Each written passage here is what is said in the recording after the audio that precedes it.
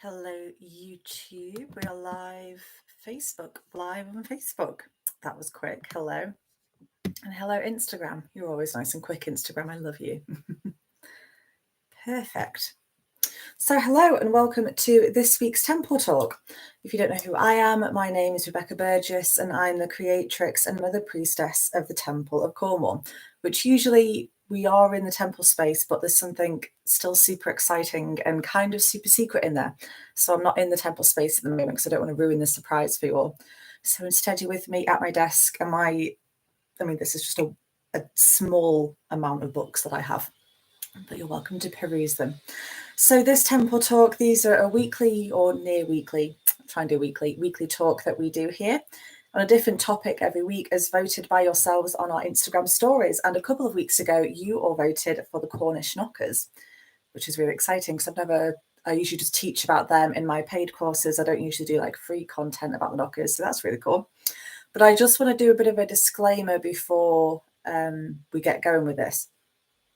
I am, as I'm sure most of you are, heartbroken by what is going on in Ukraine. And I contemplated not doing this because I didn't want to seem frivolous or detract from that. But I think rather we could all do with a little half-hour distraction. So that's where I'm approaching this from, is just like a little distraction for everyone rather than a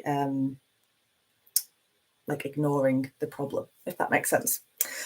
So now we've addressed that, I trimmed my fringe too short and it's in my eyes all the time now. So do excuse me if I'm playing with my hair a bit more this week. So the Cornish Knockers, for those of you who aren't familiar with Cornish folklore, I'm going to give you a little bit of a background history on them. History. So our Cornwall is very famous or infamous, depending which side of the fence you sit upon, but very famous for its mines. And within those mines, I mean that they've been around for hundreds of years now at this point to varying degrees. And there's also evidence that they are pre-history as well, as in like BC era, although not quite as big as the ones that we currently have, but there's evidence that they were there nonetheless. So these miners would go down in terrible conditions every day. They would fear for their lives, and rightfully so, because the mines were always collapsing or just generally running amok, as mines want to do. And eventually they started to realize that every time there was about to be a rock slide or anything within the mines, there'd be a knock just on the other side of where they were working, just on the other side of the earth or the crystal or the stone, whatever it was they were working with. There'd always be 3 raps there, and that would always warn them that there was an incoming crash or travesty about to happen, so all the miners could then flee and get to safety. And it did prove rather useful for them all. So that is the very basic history of the folklore of the Cornish Knockers, and they go back eons, the Knockers. They're not just of the kind of mining period, as you know, like the prehistory with the mines that we had there as well.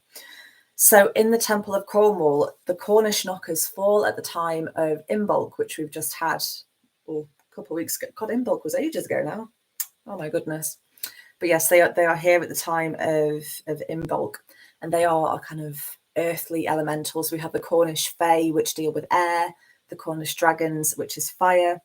We have the Mermaid Priestesses of Lyonesse, which is water, and then the Cornish Knockers, which are the earthly elementals. And there's 3 things in particular that they can do for us as long as we show them the respect that they deserve and give them offerings, which I'll talk about at the end. I'll talk about how to connect with them once I've spoken to you about what they do. Hi, everyone who's joining on Facebook. Just a heads up, it doesn't always show me the comments, which is incredibly annoying. So if you've made a comment and it seems like I'm ignoring you, I'm not. Just Facebook seems to have it in for me. Anyway, yes, so protection obviously being the kind of forerunner of what the Cornish Knockers are all about. They give the protection obviously to the miners, but when we think about it as a spiritual, I can see someone's commented, but I can't see the comment. I hate Facebook, something rotten, man. That's I'm sorry, whoever's watching, I'm not ignoring you. It's just not letting me see it, which is bloody annoying. If whatever you wanted to say or have said to me, and I just can't see, is important and you'd like some input on it, then head over to either YouTube or Instagram and I'll be able to see you there. I do apologise. Where were we? Protection, yes. So if we think about protection in the terms of spiritual people rather than we're, 18th century miners, which I presume we're not, then this is that they protect you through, they give you the warning signs straight away. If you're kind of connected to the Cornish Knockers, you'll find as you start to develop a relationship with the energy of the Cornish Knockers, then you'll soon begin to develop a relationship with one particular Cornish Knocker, which could be, perceived to be your Cornish Knocker, if you like, or just a Cornish Knocker that you have a lovely relationship with.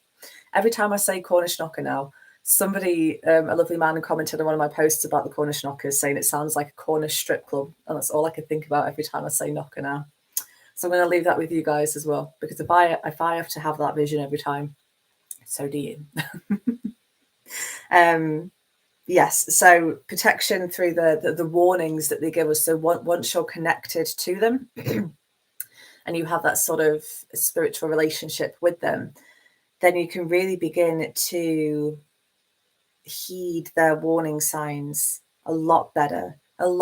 So a good example I use for my my students, I think it's in the workbook that I gave you, but anyway, a good example I've got of that is when I was dating my first love when I was like 15 years old. He was bad news. I feel like they always are first love, but he was bad news. And the moment he told me he loved me, which was a bit of a drama anyway, there were 3 knocks on the wall behind us and there was nobody else home. There is nothing else going on. And to me, that's always been the knockers just saying, run, just get out. Did I heed their warning? No. Should I have done? Yes. But hey ho, you live and you learn. That's the point. But yes, if you're attuned to the warning signs, you can heed them and be sure to run when they tell you to run. But in regards to protection as well, they also protect us when we're going through our own kind of inner darkness, our own depression, dealing with our own shadows, because obviously they are the realm of the darkness. They're deep down in the earth, where it is just pitch black until you light a candle or, light a lamp or whatever. They are the creatures of the dark. And so they can help us move through our own darkness with a lot more ease and a lot more grace. Isn't quite the right word, but something graceful befitting a Cornish knocker. But they can really help us kind of sink into the darkness as well. I know those of you who are signed up to our email newsletters every week, you'll know that the one that's just gone out this week, I was talking a lot about grief and kind of blocking it up and kind of keeping it away from yourself, and in actual fact sinking into it and kind of giving yourself permission to feel it is infinitely better.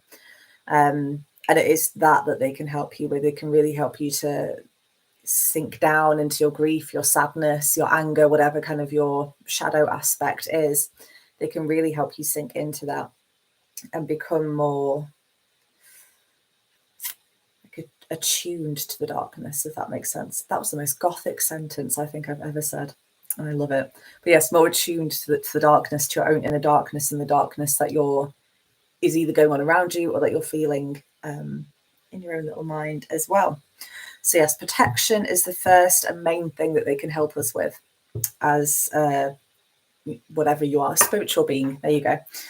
The next thing they can do or are guardians of the earth. Now, as a priestess of any kind, I don't, in the loveliest way, I don't care what sort of priestess you are in this context, but anybody who calls themselves spiritual, so witches, priestesses, warlocks, druids, whoever you are, you should care for the earth. That's my non-negotiable with students. I don't care how you care for the earth, but you have to care about the earth and care for the earth in whatever way your means allows, because the earth is everything. It seems ridiculous to me that there's spiritual people go around who don't. That's just really shocking to me. So guardians of the earth, when it comes to the Cornish Knockers, we as spiritual beings, so obviously me as a priestess, can call upon the guardians of the galaxy, not them, the guardians of the earth, the Cornish Knockers. We can call upon them when we're doing our own kind of, caring for the earth work. So whether that's we're going to the zero waste shop and we want to be sure that, we feel like we're contributing to Earth's health, whether it's we're going on an activist march protest and we want to be sure that our voices are heard, we can call in the Cornish Knockers then, even like drum out a beat for them as well. That'd be really, really good. However you care for the earth, whether it's, just sending energetic healing to the earth, whenever you do that, calling in the knockers to send that healing and help it kind of burrow its way deep down in the earth and shoot off to where it needs to go. And they, are very protective as well. So here in Cornwall, we have, and depending where you go, and I'm not going to tell you the places because I don't want them getting ransacked and abused, but depending where you go in Cornwall, we have an absolute abundance of natural crystals just popping straight out the earth. And before I ever take anything from the earth, A, I always have an offering to give back to the earth. And B, I always ask the Cornish Knockers or the spirit of Cornwall, is this, black tourmaline for me? Is this for me to take away or just to appreciate and love? And just listening into your intuition and going with whatever the first answer is, not what your ego says, what the first in-tuned answer is, and going with that. So however you heal the earth, call them in to help you there as well. Oh, this crystal's got really warm. Don't know what that means. Probably that it's just been on my skin for a while.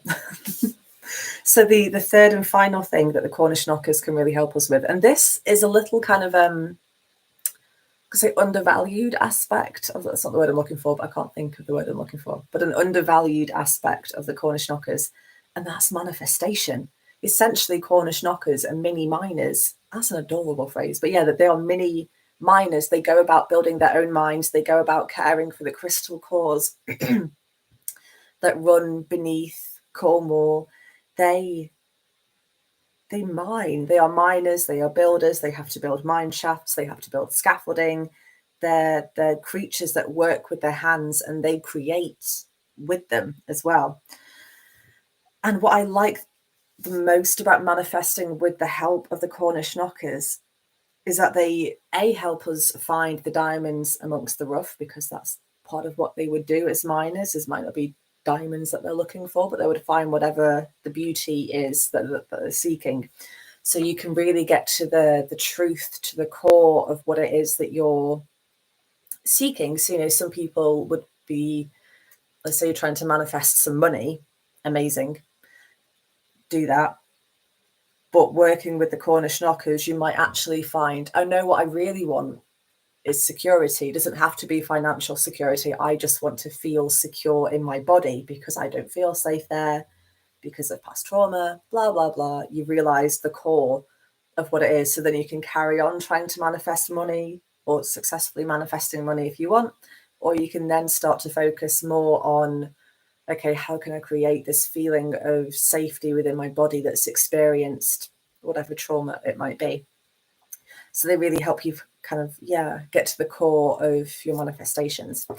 But what I find key to, so when I manifest, I do an awful lot of shadow work, because I tend to find the reason whatever it is I'm already seeking or desiring isn't already in my life, it's because some part of me is against it or blocking it or just scared of it in some way. So doing that shadow work, again, let's take money, for example. I think quite a common one with money is that I don't want to be a billionaire. I don't want to be like Elon Musk.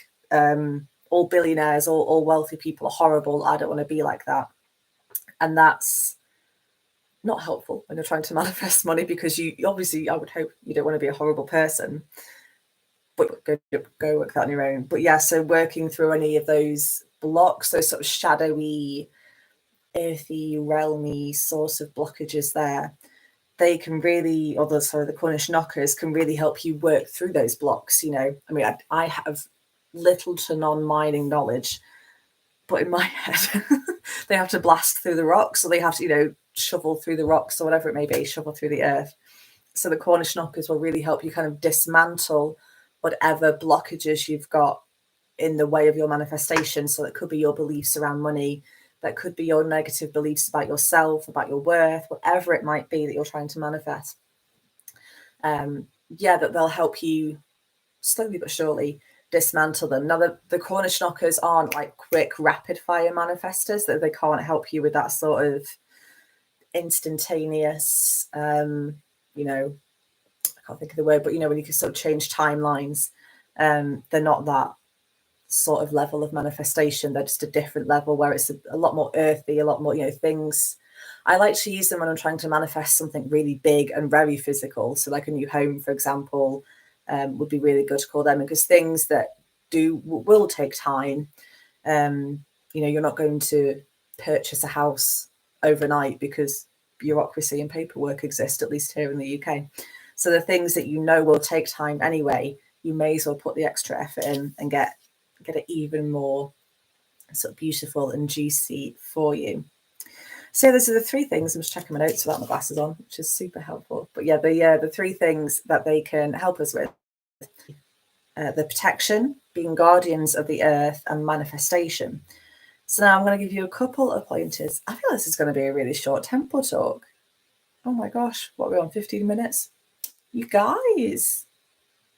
Oh well, my YouTube was due a short video anyway, so this can tick that box. But yes, so now I'll talk to you a little bit about two small ways you can really connect daily with the Cornish Knockers. Now, I like to give, obviously, if you come onto like any of my paid courses or paid services, then I go a lot more in depth with you than this. But I don't want to kind of sully all the work my students are doing by giving away all their paid content for free. But so what I like to do in these circumstances, in these free, lovely free offerings, is to give you small kind of bite-sized daily ways to work with whatever it is we're talking about. So in this context, the Cornish Knockers. And that's because at its core, spirituality, if you want it to be your life, has to be accessible. And whilst rituals and ceremonies and all the juicy things about magic and spirituality are amazing and have their place and have their time, that's not every day. My goodness, you'd be exhausted, and you wouldn't want to do it then, so you wouldn't do anything for weeks, and it all just spirals. So these are two little bite-sized daily things you can do to really connect in with the Cornish Knockers, to get their kind of energies of protection, guardians of the earth, and I keep wanting to say guardians of the galaxy, I need to stop. Guardians of the earth and manifestation. So the Cornish Knockers, so when they were kind of first rediscovered by our kind of more modern day miners, once they kind of clocked on what was happening, they would leave the crust of their Cornish pasty in the mines for the Cornish Knockers. So I'm sure, I would hope everyone watching would know what a Cornish pasty looks like. But it's just like a meat-filled pastry that's kind of shaped like a half moon kind of thing. And there's a whole history of pastas, which a part of me really wants to go into, but this is not the time. I'm not a pasty channel whatsoever. I wish I was. That'd be fantastic. But yeah, so the kind of the round part of it has a very sort of hard and crunchy crust. And that the miners would always leave that because they'd touch it with their bare hands, which would be all grubby from whatever they were mining and doing that day. So the miners would always leave that for the Cornish Knockers just down in the mines. And that would be their offering. So now every time I go for a walk anywhere and I happen to have food on me, I like to leave a little bit of it for the Cornish Knockers. Wherever, it doesn't have to be at a mine, I strongly recommend you go nowhere near any mine shafts anymore because they are dangerous and not fun. But yes, whatever you may be on your walks into the wilds, really, consciously give that offering to the Cornish Knockers and ask for one of the energies of, it could be protection, manifestation, helping the earth heal, whatever it might be.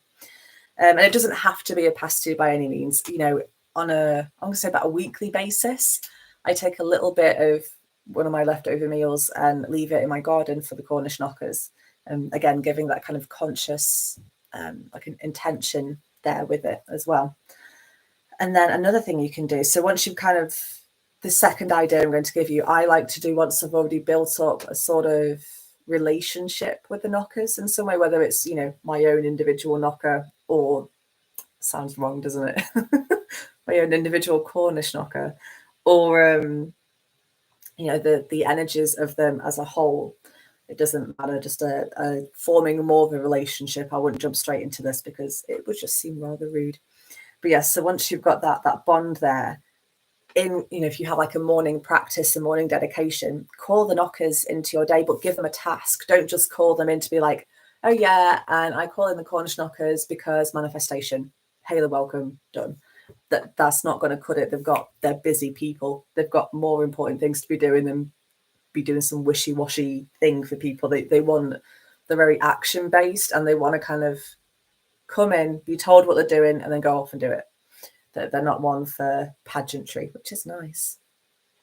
Quite a breath of fresh air sometimes, I think. So yes, give them a specific task when you call them into your day. So that could, you know, take for example the manifestation. Don't just say for manifestation. Say, I call in the Cornish knockers to be present with me throughout my day as I begin to manifest £1,000 by the end of the week, or whatever your specific manifestation is. Or, you know, I call in the Cornish knockers to help me work through the blocks that are stopping my manifestations from coming in. You know, be as specific as you can be, really. Yeah, and those are the two, sorry, kind of face out them. Yeah, those are the two little, super wobbly. Those are the two little, daily things you can do to connect with the knockers. Now, I can't see any comments that have come through, even though Facebook is telling me that there's some there. So I would open up the floor to questions at this point, but I can't see your questions, so that kind of defeats the point. So instead, I'm going to have to leave it on, which is a shame. I've really missed the kind of connection with you all, because there's none here if I can't see your comments. Well, that's a shame. It's another thing to add to my I bloody hate Facebook list, which I think we all have one of those now. So, my lovelies, thank you for joining me for what is potentially the world's shortest temple talk ever. So, my lovelies, thank you for joining me for what is potentially the world's shortest temple talk ever. Am I doing a temple talk next week? Let me check the calendar. Am I doing one? Yes, I am. The topics will be, I'll post 4 topics into the Instagram stories on Monday, and you can all go and vote there for your favourites, and the winner will be announced on Tuesday. And then a week today, we'll be doing a temple talk on whatever that, I'm sure, glorious topic is. So, my lovelies, it's been incredibly nice to be back in this space with you. I promise soon we'll be back in the temple energies, just back there, but there's still that top secret thing there. But sending you lots of love, and I'll see you Sunday for the healing live stream. Lots of love to you, Instagram. Bye. Lots of love to you, Facebook. Okay. And lots of love to you, YouTube. See you soon.